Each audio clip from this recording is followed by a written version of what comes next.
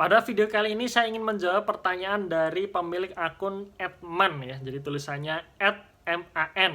Nah, beliau menanyakan, sebenarnya beliau meminta saya untuk menjelaskan mengenai core stock dan value stock. Nah, core stock ataupun value stock sendiri sebenarnya sudah banyak yang membahas. Jadi kalau teman-teman searching di internet, di Google gitu ya, core stock dan value stock itu sudah banyak artikelnya juga. Bahkan di YouTube sendiri, YouTuber saham ini juga sebagian ada yang sudah membahas core stock dan value stock ya. Jadi teman-teman juga bisa dapatkan referensi dari mereka, itu nggak masalah. Nah, di video kali ini saya ingin sharing mengenai core stock dan value stock yang saat ini saya terapkan sendiri ya. Jadi biasanya kalau kita menyusun portofolio, terutama portofolio saham ya, karena kan portofolio ada banyak nih, ada yang sifatnya obligasi, deposito, saham, dan sebagainya. Nah, kita bicara di sahamnya saja. Nah, di dalam portofolio saham biasanya ya saya maupun investor yang tujuannya untuk investasi jangka panjang itu biasanya memisahkan nih antara core stock dan value stock. Nah, core stock ini biasanya kita sebut juga dengan legacy stock ya, saham-saham yang kita hold terus selama jangka yang sangat panjang, bahkan bisa kita wariskan gitu. Nah, berbeda dengan value stock sendiri ya. Kalau value stock sendiri biasanya ada target kapan saatnya kita jual gitu ya. Nah, ini mungkin ada tiga yang saya bahas di sini ya, yang mengenai core stock dan value stock. Nah, yang pertama masalah jangka waktu. Biasanya untuk saham-saham yang kita kategorikan masuk ke dalam core stock, tujuan investasi kita untuk jangka yang sangat panjang. Kalau bisa hold selamanya, dan kalau bisa ini nanti kita wariskan ke anak-anak kita nantinya. Berbeda kalau value stock. Value stock ini biasanya jangka waktunya lebih pendek daripada core stock ya, karena kita punya target jual kapan value stock ini nanti akan kita jual gitu. Yang kedua mengenai tujuan atau return yang ingin kita ambil. Saham-saham yang biasanya kita masukkan ke dalam kategori core stock itu biasanya kita mengincar dividen dalam jangka panjang.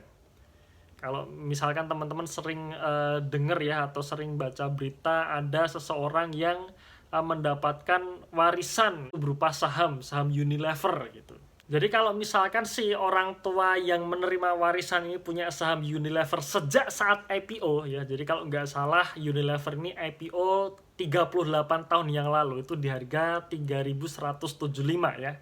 Anggap saja 3.200. Unilever sampai sekarang sudah stock split 2 kali. Jadi 1:2, kemudian 1:5 ya. Jadi kalau kita hitung saat IPO kemarin diperhitungkan dengan stock split sebanyak 2 kali tersebut ya, maka ketemu angka harga saham saat IPO itu sebesar 320. Nah, bayangkan ya, 320 dan misalkan saat ini dividen yang diterima setiap satu lembar sahamnya itu kira-kira 900 per lembar saham. Berarti setelah 38 tahun berlalu, dividen yang diterima si pemegang saham Unilever saat ini itu sebesar 250%. Jadi bayangkan angka 250% untuk dividen yield itu sangat besar sekali, teman-teman. Nah, itulah biasanya kalau kita sejak awal punya core stock dulu ya. Biasanya yang diincar adalah dividen dalam jangka panjang. Nah, ini berbeda kalau kita masukkan saham yang kita beli itu ke dalam kategori value stock. Nah, kalau value stock ini tujuan utamanya bukan dividen dalam jangka panjang, tetapi capital gain ya. Karena ketika harga saham di kategori value stock ini sudah masuk ke target jual kita, ya kita jual dan kita mendapatkan capital gain di situ. Kemudian yang ketiga yaitu mengenai treatmentnya atau perilakunya.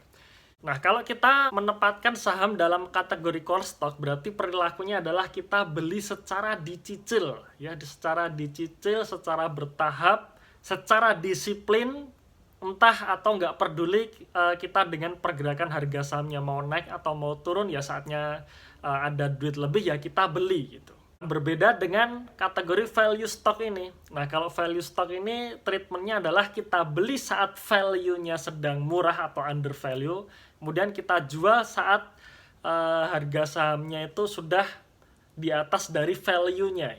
Atau gampangnya sih kita beli saat harga sahamnya murah, kategori murah, dan kita jual saat harga sahamnya itu menunjukkan kategori mahal gitu.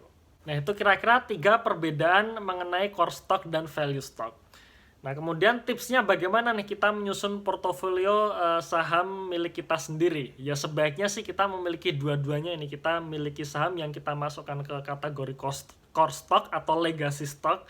Kemudian ada saham yang kita masukkan ke dalam kategori value stock.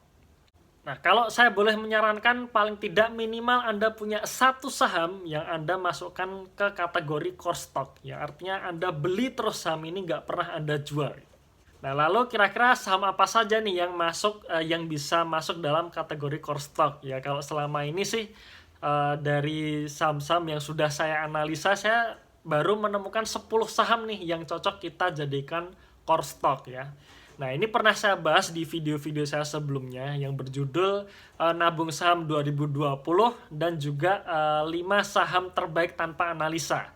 Nah, teman-teman silahkan lihat video saya yang sudah saya bagikan tersebut ya. Linknya ada di sini nih. Ya, ada 2 video ya. Linknya ada di sini. 5 saham terbaik tanpa analisa dan nabung saham 2020. Oke, itu sekilas tips dan juga pengertian dari core stock dan juga value stock versi saya sendiri. Dan sekali lagi, informasi yang saya bagikan ini hanya bersifat informasi umum saja. Jangan lupa juga kunjungi website saya eroseperwita.com dan juga dapatkan program-program menarik lainnya di dalam website saya tersebut. Tunggu video saya selanjutnya dan salam Passive Income.